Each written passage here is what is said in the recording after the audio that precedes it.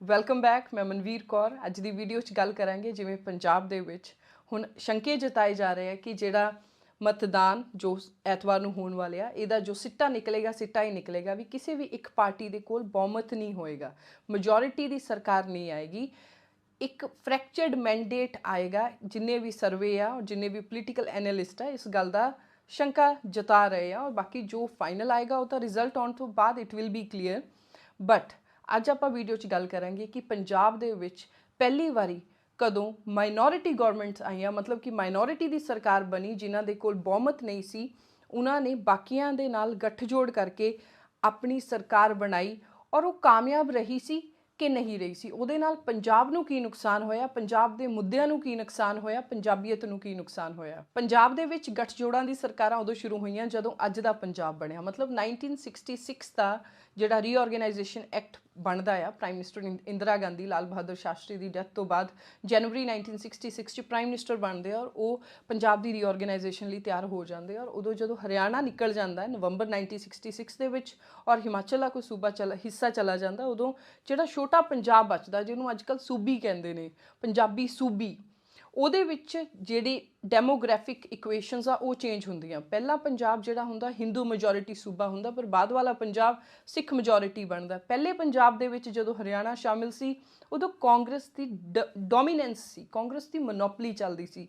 But ਇਸ reorganisation ਦੇ ਨਾਲ ਪੰਜਾਬ ਦੇ ਵਿੱਚ ਕਾਂਗਰਸ ਜਿਹੜੀ ਸੀ ਉਹ ਮੈਜੋਰਿਟੀ ਫੁੱਲ ਮੈਜੋਰਿਟੀ ਨਾ ਲੈ ਪਾਈ ਔਰ ਇੱਥੋਂ ਇਮਰਜ ਹੁੰਦੇ ਆ ਜਿਹੜੇ ਛੋਟੇ ਛੋਟੇ ਗੱਠਜੋੜਾਂ ਦੀਆਂ ਸਰਕਾਰਾਂ ਪੰਜਾਬ ਦੇ ਵਿੱਚ ਪਹਿਲੀ ਵਾਰੀ ਬਣਦੀਆਂ ਨੇ ਜਦੋਂ 1967 ਦੀਆਂ ਚੋਣਾਂ ਹੁੰਦੀਆਂ ਨੇ। ਫਰਵਰੀ 1967 ਦੇ ਵਿੱਚ ਪੰਜਾਬ 'ਚ ਇਲੈਕਸ਼ਨ ਹੁੰਦੇ ਆ ਔਰ ਉਹਦੇ ਵਿੱਚ 63 ਲੱਖ ਪੰਜਾਬ ਦੇ ਅਪਰੋਕਸੀਮੇਟਲੀ ਵੋਟਰਸ ਹੁੰਦੇ ਆ ਜਿਹੜਾ ਆਪਣਾ ਮਤਦਾਨ ਦਿੰਦੇ ਆ। ਉਸ ਟਾਈਮ ਸਿਰਫ ਇੰਨੀ ਕਿ ਵੋਟਰ ਪੋਪੂਲੇਸ਼ਨ ਸੀ, ਅੱਜ ਕਰੋੜਾਂ ਦੇ ਵਿੱਚ ਹੈ। ਜੋ ਮਤਦਾਨ ਆਉਂਦਾ, ਜੋ ਮੈਂਡੇਟ ਆਉਂਦਾ, ਮਤਦਾਨ ਦਾ ਰਿਜ਼ਲਟ ਆਉਂਦਾ, ਉਹਦੇ ਵਿੱਚ ਕਿਸੇ ਵੀ ਪਾਰਟੀ ਕੋਲ ਬਹੁਮਤ ਨਹੀਂ ਜਾਂਦਾ। ਕਾਂਗਰਸ ਪਾਰਟੀ ਸਿਰਫ 47 ਸੀਟਾਂ 'ਤੇ ਸਿਮਟ ਜਾਂਦੀ ਹੈ।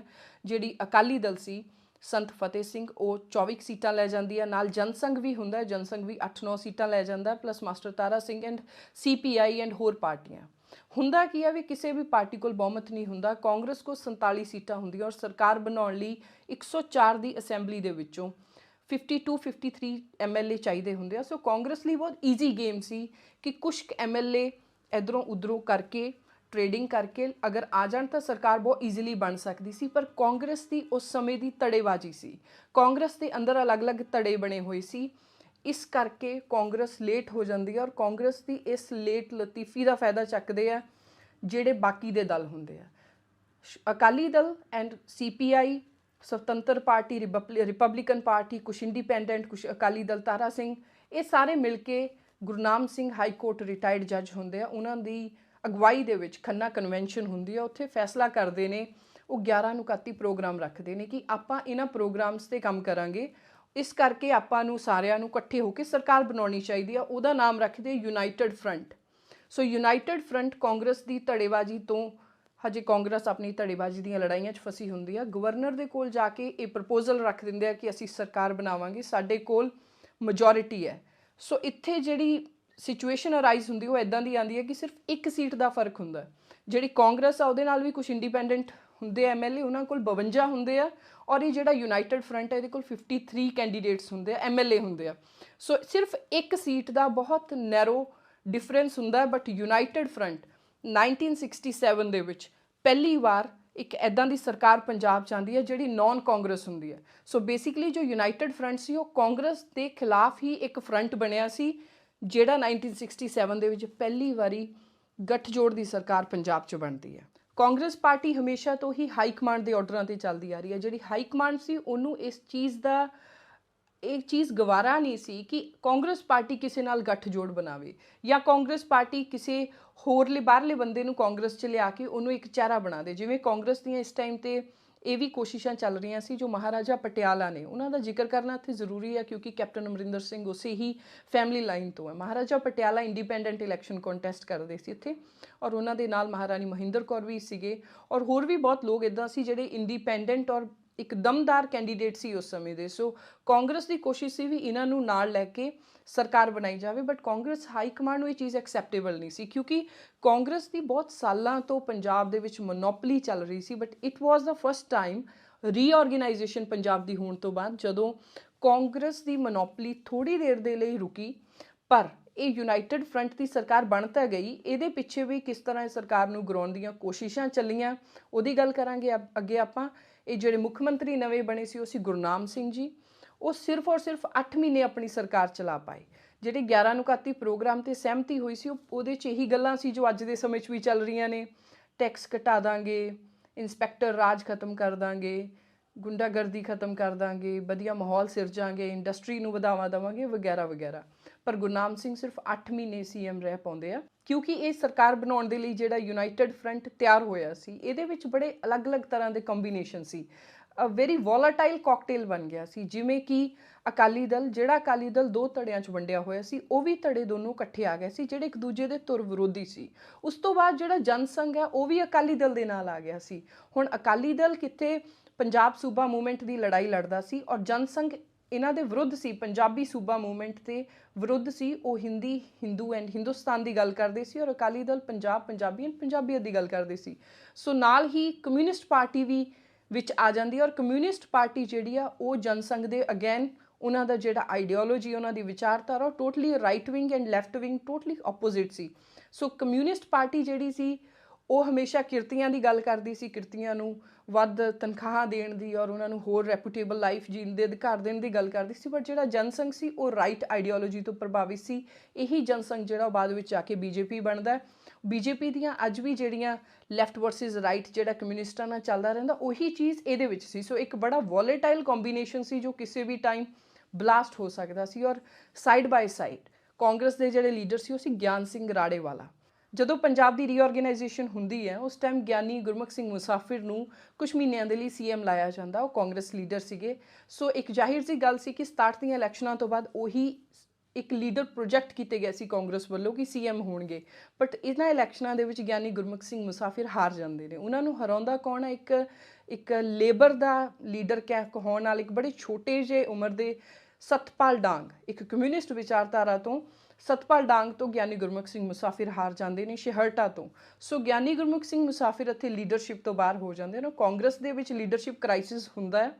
ਇਸ ਕਰਕੇ ਫਿਰ ਉਸ ਤੋਂ ਬਾਅਦ ਵਿੱਚ ਗਿਆਨ ਸਿੰਘ ਰਾੜੇਵਾਲਾ ਜਿਹੜੇ ਆ ਉਹ ਨਿਕਲ ਕੇ ਸਾਹਮਣੇ ਆਉਂਦੇ ਔਰ ਗਿਆਨ ਸਿੰਘ ਰਾੜੇਵਾਲਾ ਦੀ ਇੱਥੇ ਕੋਸ਼ਿਸ਼ਾਂ ਹੁੰਦੀਆਂ ਕਿ ਕਿਸੇ ਨਾ ਕਿਸੇ ਤਰ੍ਹਾਂ ਇਹ ਜਿਹੜੀ ਯੂਨਾਈਟਿਡ ਫਰੰਟ ਦੀ ਸਰਕਾਰ ਹੈ ਇਹਨੂੰ ਟੋਪਲ ਕੀਤਾ ਜਾਵੇ। ਬਹੁਤ ਤਰ੍ਹਾਂ ਦੇ ਮੈਨੋਵਰਿੰਗ ਹੁੰਦੀ ਆ, ਬੜੀ ਤਰ੍ਹਾਂ ਦੀਆਂ ਕੋਸ਼ਿਸ਼ਾਂ ਹੁੰਦੀਆਂ ਨੇ।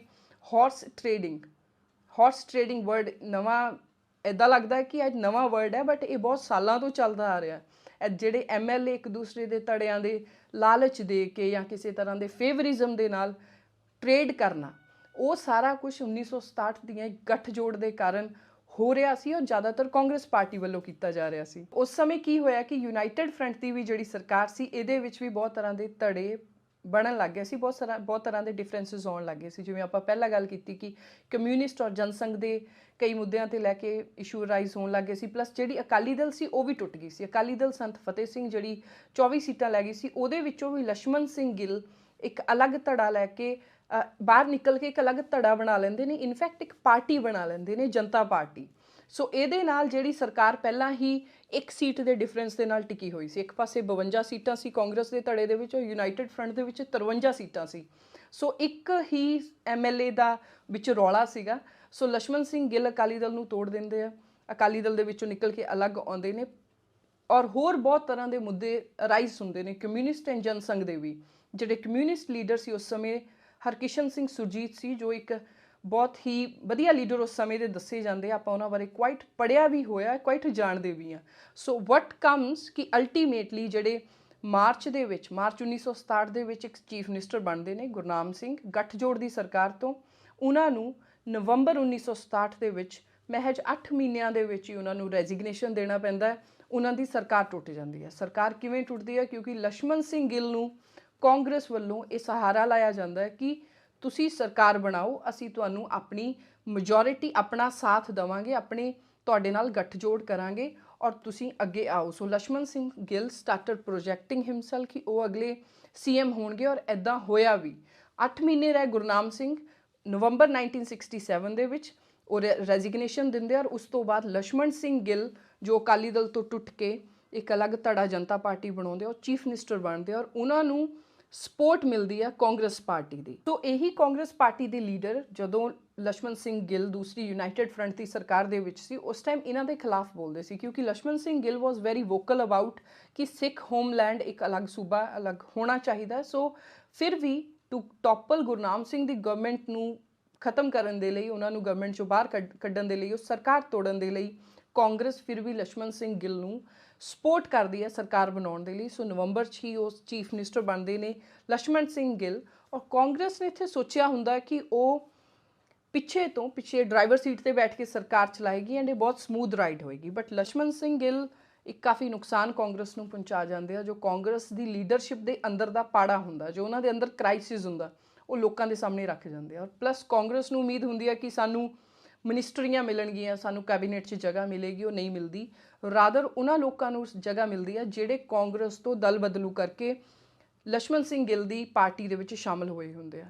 But Congress party the majority ਜਿਹੜੀ ਸਪੋਰਟ ਸੀ, ਉਹਦੇ ਕਾਰਨ ਹੀ ਲక్ష్మణ ਸਿੰਘ ਗਿੱਲ ਦੀ ਸਰਕਾਰ ਚੱਲ ਰਹੀ ਸੀ। ਬਟ ਕਾਂਗਰਸ ਪਾਰਟੀ ਫਿਰ ਲక్ష్మణ ਸਿੰਘ ਗਿੱਲ ਦੀ ਸਰਕਾਰ ਨੂੰ ਹਟਾਉਣ ਦੀਆਂ ਕੋਸ਼ਿਸ਼ਾਂ ਕਰਦੇ ਆ, ਪਬਲਿਕ ਆਰਡਰ ਦਾ ਹਵਾਲਾ ਦੇ ਕੇ, ਇੱਦਾਂ ਦਾ ਹਵਾਲਾ ਦੇ ਕੇ ਕਿ ਗੈਂਗਸਟਰਿਜ਼ਮ ਪ੍ਰਮੋਟ ਹੋ ਗਿਆ, ਜੋ ਅੱਜ ਦੇ ਸਮੇਂ ਦੇ ਵਿੱਚ ਚੱਲਦਾ ਹੈ ਕਿ ਪ੍ਰੋਫਿਟੇਰੀਅਸ ਜਿਹੜੇ ਆਪਣਾ ਮੁਨਾਫਾ ਕੱਟਣਾ ਚਾਹੁੰਦੇ ਆ, ਉਹ ਇਸ ਸਰਕਾਰ 'ਚ ਬੈਠੇ ਆ।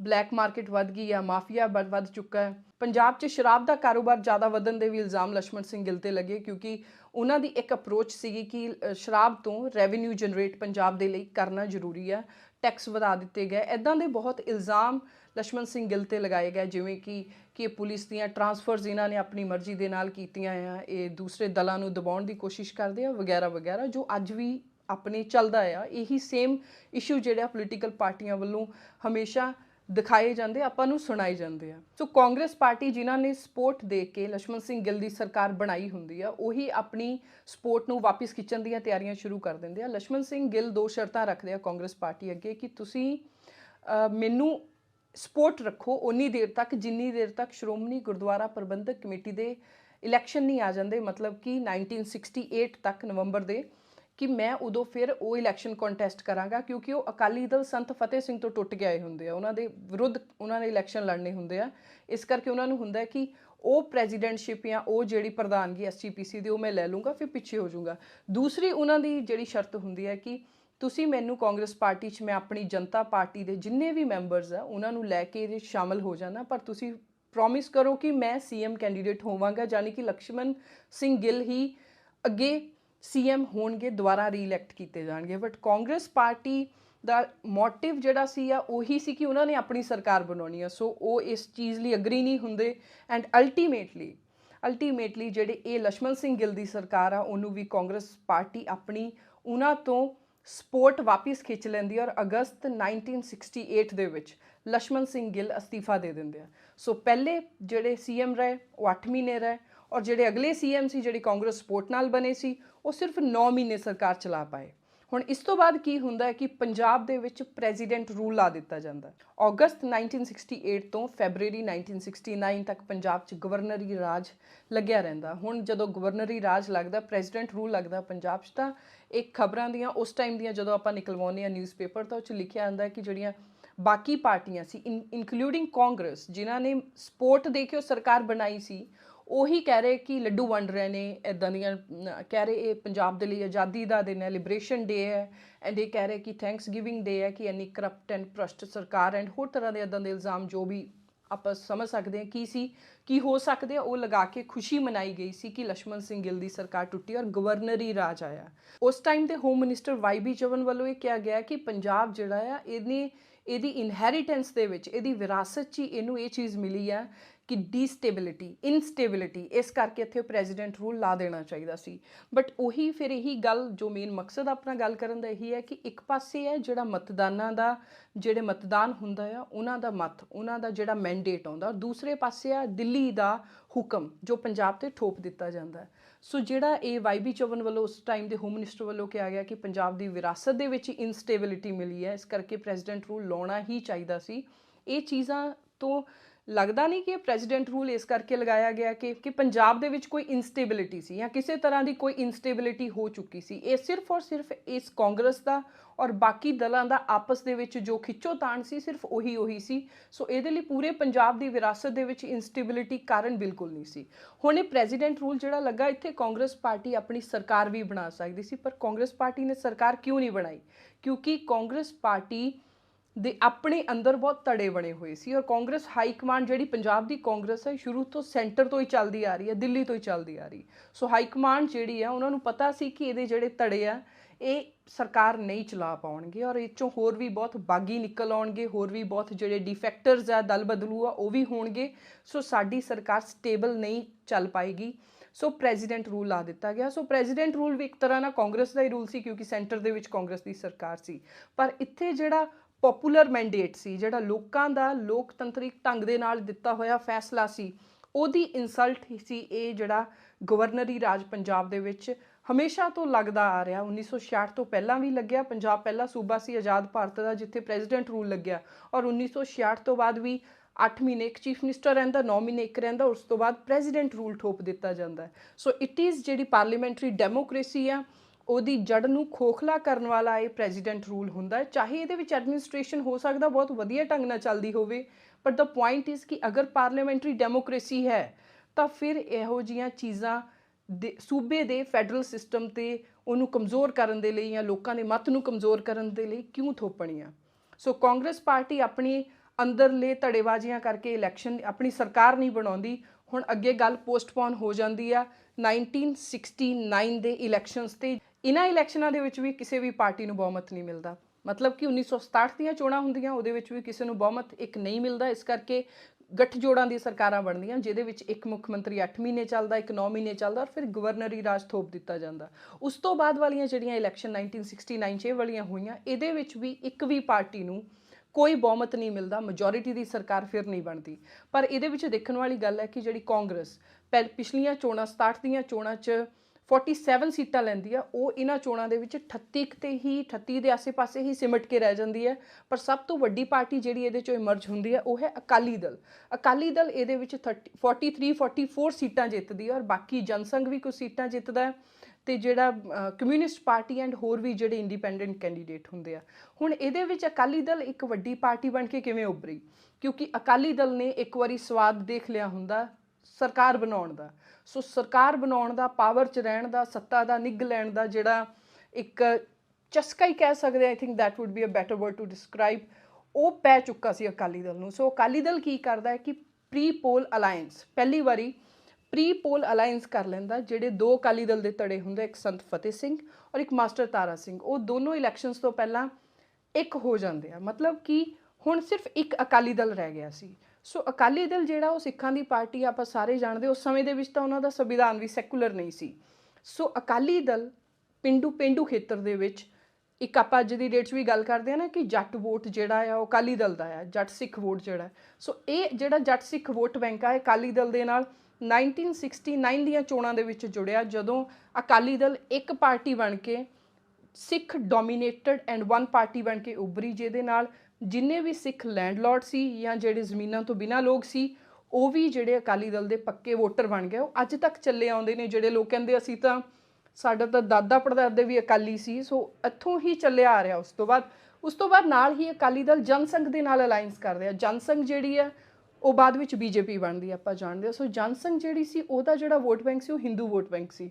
ਸੋ ਅਕਾਲੀ ਦਲ ਇੱਥੇ ਪੂਰੀ ਦੀ ਪੂਰੀ ਸਿੱਖ ਵੋਟ ਇੱਕ ਤਰ੍ਹਾਂ ਦੇ ਨਾਲ, ਔਰ ਨਾਲ ਹੀ ਜਿਹੜੀ ਹਿੰਦੂ ਵੋਟ ਹੈ ਉਹਨੂੰ ਵੀ ਆਪਣੇ ਨਾਲ ਲਾ ਲੈਂਦਾ ਹੈ, ਕਿਉਂਕਿ ਪੰਜਾਬ ਦੇ ਵਿੱਚ ਪਿਛਲੇ ਕਈ ਸਾਲਾਂ ਤੋਂ ਇੱਕ ਹਿੰਦੂ ਸਿੱਖ ਐਨੀਮਿਟੀ ਚੱਲੀ ਆ ਰਹੀ ਸੀ। ਸੋ 1969 ਦੇ ਇਲੈਕਸ਼ਨਾਂ ਦੇ ਵਿੱਚ ਆ ਕੇ ਉਹ ਐਨੀਮਿਟੀ ਵੀ ਬੰਦ ਹੋ ਗਈ ਔਰ ਅਕਾਲੀ ਦਲ ਜਨਸੰਘ ਦੇ ਨਾਲ ਫਿਰ ਅਲਾਇੰਸ ਦੇ ਵਿੱਚ ਆ ਕੇ ਆਪਣੀ ਸਰਕਾਰ ਬਣਾਉਂਦਾ। ਹੁਣ ਇਹ ਉਹੀ ਲੋਕ ਦੁਬਾਰਾ ਸਰਕਾਰ 'ਚ ਵਾਪਿਸ ਆ ਗਏ ਜੋ 1967 ਦੇ ਗੱਠਜੋੜ ਦੇ ਵਿੱਚ ਇਹ ਸਰਕਾਰ ਨੂੰ ਪ੍ਰੈਜ਼ੀਡੈਂਟ ਗਵਰਨਰੀ ਰੂਲ ਦੇ ਅੰਡਰ ਥੋਪ ਦਿੰਦੇ ਆ, ਖਤਮ ਕਰ ਦਿੰਦੇ ਆ ਸਰਕਾਰ ਨੂੰ। ਸੋ ਉਹੀ ਲੋਕ ਅੱਜ ਦੁਬਾਰਾ 1969 ਦੀਆਂ ਇਲੈਕਸ਼ਨਾਂ ਦੇ ਵਿੱਚ ਜਿੱਤ ਕੇ ਵਾਪਿਸ ਆ ਜਾਂਦੇ ਔਰ ਉਹੀ ਲੋਕ ਦੁਬਾਰਾ ਆ ਕੇ ਆਪਣਾ ਇੱਕ ਗੱਠਜੋੜ ਬਣਾਉਂਦੇ ਆ। ਅਗੇਨ ਪਾਵਰ ਦੀ ਲੜਾਈ ਹੈ, ਕੁਰਸੀ ਦੀ ਲੜਾਈ ਹੈ। ਇਹਦੇ ਵਿੱਚ ਪੰਜਾਬ ਦੇ ਮੁੱਦੇ, ਪੰਜਾਬ ਦੇ ਇਸ਼ੂਜ਼ ਬਹੁਤ ਪਿੱਛੇ ਰਹਿ ਗਏ। ਖੈਰ ਇਹ 'ਤੇ ਗੱਲ ਆਪਾਂ ਅੱਗੇ ਕਰਦੇ ਹਾਂ।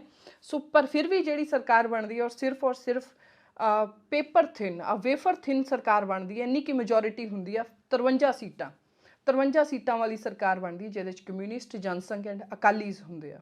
ਹੁਣ ਇਹਦੇ ਵਿੱਚ ਉਹੀ ਚੀਫ ਮਿਨਿਸਟਰ ਜਿਹੜੇ ਗੁਰਨਾਮ ਸਿੰਘ ਹੁੰਦੇ ਆ, ਜਿਨ੍ਹਾਂ ਨੇ ਪਹਿਲਾਂ ਗੱਠਜੋੜ ਯੂਨਾਈਟਿਡ ਫਰੰਟ ਬਣਾਇਆ ਹੁੰਦਾ, ਉਹਨਾਂ ਨੂੰ ਹੀ ਫੈਬਰਵਰੀ ਦੇ ਵਿੱਚ ਚੀਫ ਮਿਨਿਸਟਰ ਬਣਾ ਦਿੱਤਾ ਜਾਂਦਾ, ਉਹੀ ਦੁਆਰਾ ਪੰਜਾਬ ਦੇ ਅਗਲੇ ਮੁੱਖ ਮੰਤਰੀ ਬਣਦੇ ਨੇ। ਅਕਾਲੀ ਦਲ ਦੇ ਵਿੱਚ ਵੀ ਫਿਰ ਰੰਬਲਿੰਗ ਸ਼ੁਰੂ ਹੁੰਦੀਆਂ, ਵਿੱਚ ਧੜੇਬਾਜ਼ੀਆਂ ਸ਼ੁਰੂ ਹੁੰਦੀਆਂ। ਅਕਾਲੀ ਦਲ ਦੇ ਅੰਦਰ ਵੀ ਕਈ ਤਰ੍ਹਾਂ ਦੇ ਲੋਕ ਹੁੰਦੇ ਆ, ਇੱਕ ਹੁੰਦੇ ਆ ਮੋਡਰੇਟ ਸਿੱਖ ਔਰ ਇੱਕ ਹੁੰਦੇ ਆ ਇੱਕ ਐਕਸਟ੍ਰੀਮ ਸਿੱਖ ਅਕਾਲੀਸ, ਜਿਹੜੇ ਉਹਨਾਂ ਨੂੰ ਇਸ ਚੀਜ਼ ਗਵਾਰਾ ਨਹੀਂ ਖਾ ਰਹੀ ਹੁੰਦੀ ਕਿ ਜਨਸੰਘ ਦੇ ਨਾਲ ਕਿਉਂ ਗੱਠਜੋੜ ਕੀਤਾ। ਸੋ ਉਹ ਗੱਠਜੋੜ ਦੇ ਖਿਲਾਫ ਵੀ ਇੱਕ ਅਲੱਗ ਧੜਾ ਬਣ ਜਾਂਦਾ ਹੈ। ਪਲੱਸ ਜਿਹੜੇ SGPC ਦੇ ਇੰਟਰਫੇਰੈਂਸ ਹਮੇਸ਼ਾ ਰਹੀ ਹੈ, ਹੁਣ ਨਹੀਂ ਆਪਾਂ ਦੇਖਦੇ, ਬਟ ਉਸ ਸਮੇਂ ਨੂੰ ਜਦੋਂ ਆਪਾਂ ਪੜ੍ਹਦੇ ਹਾਂ ਤਾਂ SGPC ਦੀ ਇੰਟਰਫੇਰੈਂਸ ਪੰਜਾਬ ਦੀ ਸਟੇਟ ਦੇ ਵਿੱਚ ਲੀਡਰਸ਼ਿਪ ਦੇ ਵਿੱਚ ਹੁੰਦੀ ਸੀ। ਸੋ SGPC ਦੇ ਜਥੇਦਾਰ ਜਿਹੜੇ ਸੀ ਚੰਨਨ ਸਿੰਘ, ਉਹ ਵੀ ਆਪਣੀ ਇੰਟਰਫੇਰੈਂਸ ਕਰਦੇ ਆ ਕਿ ਗੁਰਨਾਮ ਸਿੰਘ ਨਾਲ ਅਸੀਂ ਖੁਸ਼ ਨਹੀਂ ਹੈ, CM ਕੈਂਡੀਡੇਟ ਨਹੀਂ ਹੋਣਾ ਚਾਹੀਦਾ, ਕਿਉਂਕਿ ਉਹ ਇੱਕ ਐਕਸਟ੍ਰੀਮ ਸਿੱਖ ਸੀ। ਉਹਨਾਂ ਦਾ ਕਹਿਣਾ ਸੀ ਕਿ ਜਿਹੜਾ ਵੀ ਪੰਜਾਬ ਦਾ ਚੀਫ ਮਿਨਿਸਟਰ ਹੋਵੇ ਉਹਦੇ ਹੱਥ 'ਚ ਇੱਕ ਪਾਸੇ ਤਲਵਾਰ ਹੋਣੀ ਚਾਹੀਦੀ ਆ, ਔਰ ਉਹ ਗੋਰਿਆਂ ਵਾਲੇ ਅੰਗਰੇਜ਼ਾਂ ਵਾਲੇ ਕੱਪੜੇ ਨਾ ਪਾਵੇ, ਜਿਵੇਂ ਸ਼ੇਰਵਾਨੀ ਐਂਡ ਆਲ ਅਚਕਨ ਜੋ ਪਾਈ ਜਾਂਦੀ ਸੀਗੀ ਉਸ ਟਾਈਮ ਦੇ ਵਿੱਚ, ਕਿ ਉਹ ਇੱਕ ਸਿੱਖ ਹੋਣਾ ਚਾਹੀਦਾ, ਇੱਕ ਐਕਸਟ੍ਰੀਮ ਸਿੱਖ ਹੋਣਾ ਚਾਹੀਦਾ। ਨਾਲ ਹੀ ਉਸ ਟਾਈਮ ਇੱਦਾਂ ਦਾ ਮਾਹੌਲ ਪੰਜਾਬ ਦੇ ਵਿੱਚ ਸੀ ਕਿਉਂਕਿ ਪੰਜਾਬ ਦਾ 1947 ਤੋਂ ਵੀ ਪਹਿਲਾਂ ਤੋਂ ਲੈ ਕੇ 1966 ਤੱਕ ਜਿਹੜੀ ਪੰਜਾਬ ਦੀ ਲੀਡਰਸ਼ਿਪ ਸੀ, ਜਿਹੜੀ ਸਿੱਖ ਲੀਡਰਸ਼ਿਪ ਸੀ, ਅਕਾਲੀ ਲੀਡਰਸ਼ਿਪ, ਉਹਨਾਂ ਦਾ ਇੱਕ ਸੁਪਨਾ ਸੀ ਕਿ ਜਿਹੜੀ ਪੰਜਾਬ ਆ ਉਹ ਸਿੱਖ ਡੋਮੀਨੈਂਟ ਸੂਬਾ ਬਣਨਾ ਚਾਹੀਦਾ, ਤਾਂ ਕਿ ਕਿਤੇ ਅਕਾਲੀ ਦਲ ਦੀ ਪੋਲੀਟਿਕਸ ਵੀ ਸੈਟਲ ਹੋ ਸਕੇ। ਕਿਉਂਕਿ ਜਿੱਦਾਂ ਪੰਜਾਬ ਪਹਿਲਾਂ ਸੀ ਉਹ ਹਿੰਦੂ ਮੈਜੋਰਿਟੀ ਸੀ, ਉਹਦੇ ਵਿੱਚ ਅਕਾਲੀ ਦਲ ਨੂੰ ਇੰਨੀਆਂ ਸੀਟਾਂ ਨਹੀਂ ਸੀ ਆਉਂਦੀਆਂ, ਆਪਾਂ ਪਿਛਲੀਆਂ ਵੀਡੀਓ 'ਚ ਗੱਲ ਕਰ ਚੁੱਕੇ ਹਾਂ।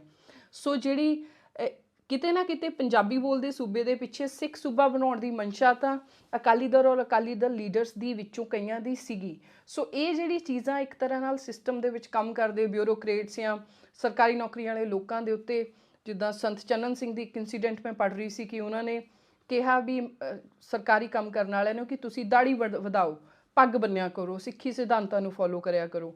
ਸੋ ਇਸ ਚੀਜ਼ 'ਤੇ ਵੀ ਜਿਹੜਾ ਅਕਾਲੀ ਦਲ ਜਨਸੰਘ ਅਲਾਇੰਸ ਸੀਗਾ ਉਹਦੇ ਵਿੱਚ ਬਹੁਤ ਰੰਬਲਿੰਗ ਡੈਫੀਨੇਟਲੀ ਹੋਣੀ ਸੀ, ਕਿਉਂਕਿ ਜਿਹੜਾ ਜਨਸੰਘ ਹੈ, ਜਿਹੜਾ ਬਾਅਦ 'ਚ BJP ਬਣਦਾ, ਉਹਦੀ ਇੱਥੇ ਜੇ ਕੋਈ ਇਨਸਿਕਿਉਰਿਟੀ ਹੋਏਗੀ ਤਾਂ ਇਨਸਿਕਿਉਰਿਟੀ ਇਹੀ ਸੀ ਕਿ ਉਹਨਾਂ ਦੀ ਆਈਡੈਂਟੀਟੀ ਦੀ ਲੜਾਈ ਸੀ।